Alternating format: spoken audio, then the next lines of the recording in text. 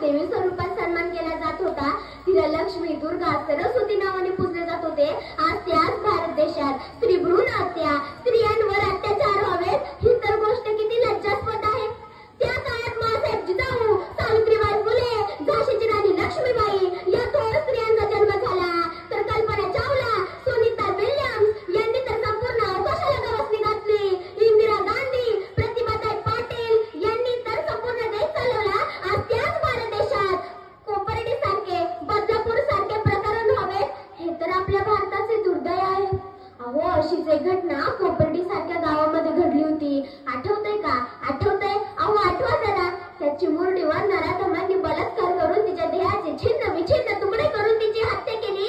काय अवस्था झाली असेल तिच्या देहाची? वाघासारखे तुटून पडले गोळ्या त्या हरणीवर, सरसरून काटा आला असेल ते होया धरणीवर.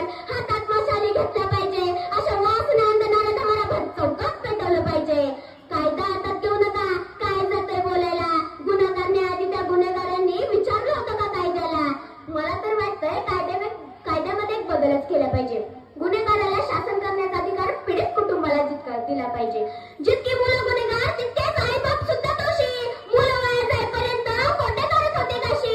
लोकशाही आहे ना आपली, त्यांना लोकांच्या ताब्यात द्या ना. जायचं, पुरायचं की ठेचायचं ते लोकांनाच ठरवू द्या ना. लोकांनी केलेले हलाल पाहून समाजाला धडकी भरेल. विकृत विचार मनात येण्याआधी तो 100 वेळा विचार करेल. लोकांनीच निकाल लावलात ना तर असा गुन्हा कधीच करणार नाही. भविष्यात कुणी आई बापाच्या पोटी असली अवलाद जन्माला येणार नाही, असली अवलाद जन्माला येणार नाही. आज 3 वर्षाच्या चिमुरडीवर अत्याचार होतोय आणि तिचा जीव जातोय. स्त्रियांवर, मुलींवर अत्याचार करून त्यांना जिवंत जाळलं जातंय. किती भयानक आहे हे सर्व. कधी बदलणार? कधी न्याय मिळणार स्त्री जातीला? एकीकडे स्त्रीला देवता समान मानायचं आणि दुसरीकडे तिच्या देहाचे लचके तोडणारे नराधम या समाजात ताठमानेने वावरत आहेत. मित्रांनो, जर तुम्हाला खऱ्या अर्थाने जर स्त्रियांचा सन्मान करायचा असेल ना तर सर्वप्रथम तुम्हाला स्त्रियांचा सन्मान करणे गरजेचे आहे. आणि जर खरंच जर तुम्हाला स्त्रियांचा सन्मान करायचा असेल ना तर गर्भलिंग निदान करणाऱ्या डॉक्टरांचा बंदोबस्त करून कायद्याची अंमलबजावणी तुम्हाला करावीच लागेल.